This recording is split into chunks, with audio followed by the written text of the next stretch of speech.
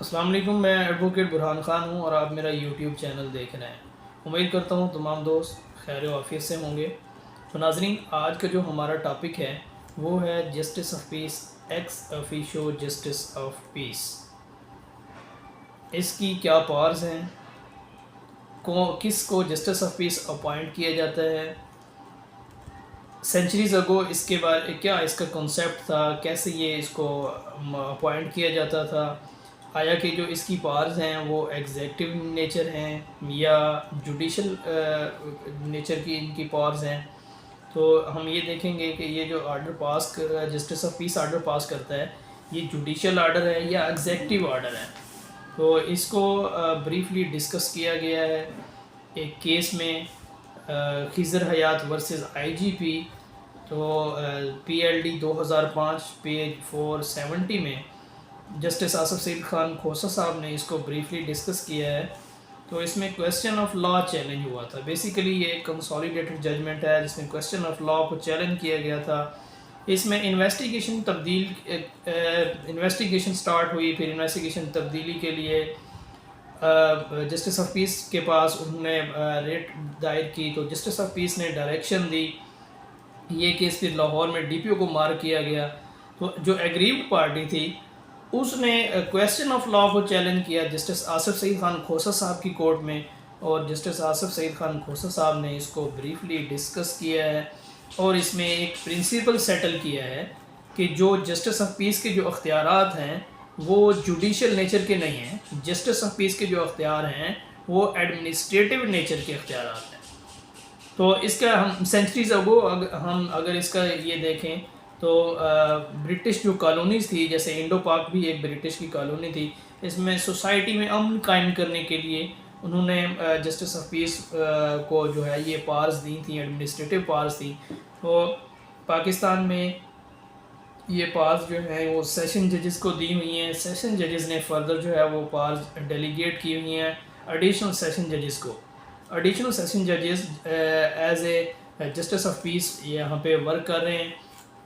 तो ये जो इनकी नेचर है ये जुडिशल नेचर की नहीं है। इनकी जो पावर्स हैं वो स्पेसिफिकली एडमिनिस्ट्रेटिव नेचर की इनकी पावर्स हैं। तो इसको देखने के लिए हमारे पास CRPC का जो सेक्शन 6 है जिसमें क्लासेस ऑफ क्रिमिनल कोड्स बयान की गई हैं। तो उन क्लासेस ऑफ क्रिमिनल कोड्स में बताया गया है कि there shall be 2 kinds of criminal courts, one session court, second magisterial code.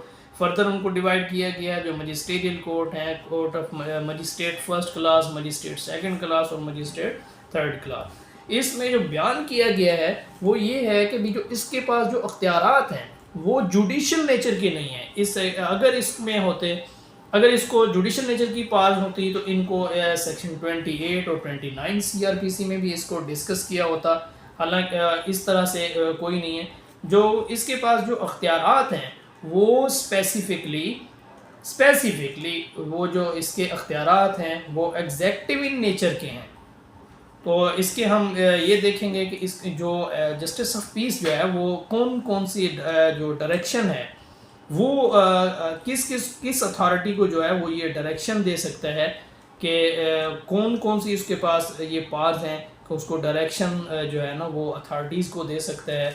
तो इसके लिए हम जो सबसे पहले इसकी जो डायरेक्शन है वो ये है कि भी रजिस्ट्रेशन ऑफ क्रिमिनल केस के लिए उसको दे सकता है। उसके बाद जो है कोई ऐसा इदारा है, कोई ऐसी अथॉरिटी है तो गैर कानूनी तौर पर उसको अगर हरासा कर रही है तो वो उसको डायरेक्शन दे सकता है। कोई हाँ, जस्टिस ऑफ पीस जो है कोई क्रिमिनल क्लास जो है वो ऐड करने के लिए उसको डायरेक्शन दे सकता है। लेकिन इस जजमेंट में एक प्रिंसिपल सेट किया गया है कि कोई पीनल अगर ऐड करनी है तो जस्टिस ऑफ पीस को ये अख्तियार नहीं है। इसमें जो अख्तियार है वो मजिस्ट्रेट को ये अख्तियार दिया गया है कि जब कोई चलान जो है इसके पास आएगा मजिस्ट्रेट के पास, अगर वो ये ज़रूरी समझेगा कि इसमें फ़लाँ जो है पीनल क्लास वो ऐड होनी है तो वो उसको ऐड करने के लिए ऐड करने की जो है ना वो उस मजिस्ट्रेट को पार है। क्योंकि जस्टिस ऑफ पीस के पास जो केस आता है वो इमेच्योर नेचर का जो केस आता है, इसलिए उसको एडमिनिस्ट्रेटिव तो पावर्स हैं लेकिन जुडिशल पावर उसको नहीं दी गई। तो जस्टिस ऑफ पीस जो है उसके पास कंप्लेंट आती है, तो फेलियर ऑफ आईओ वो अप्रोप्रिएट पिनल सेट एफआईआर या वो क्रॉस वर्शन के लिए उसको भी जस्टिस ऑफ पीस आर्डर दे सकता है, उसको क्रॉस वर्शन उसका रिकॉर्ड करे। जस्टिस ऑफ पीस अगर कोई पुलिस जो है वो मुलजिम को अरेस्ट नहीं करी तो उसको अरेस्ट करने के लिए भी वो डायरेक्शन दे सकता है। Transfer of investigation of criminal जो है वो केस है उसकी भी डायरेक्शन दे सकता है। इस तफ्तीश मुकम्मल होने के बाद अगर पुलिस ने चालान जो है वो कोर्ट में सबमिट नहीं किया तो चालान सबमिट करने के लिए भी जस्टिस ऑफ पीस को इख्तियार है कि वो उसको डायरेक्शन दे सकता है।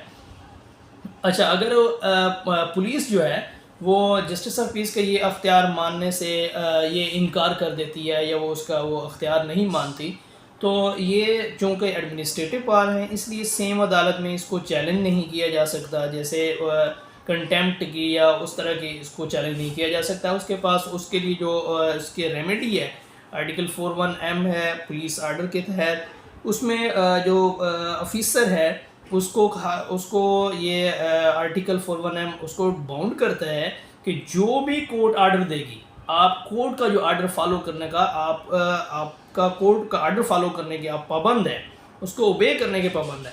अगर वो उसके बाद उसका आर्डर नहीं मानता तो हाई ऑफिशियल्स जो हैं, जो पुलिस के जो हाई ऑफिशियल्स हैं उनको 150C के तहत जो है वो एफआईआर दर्ज करने के लिए एफआईआर दर्ज करने का भी हुक्म उसमें दे सकता है।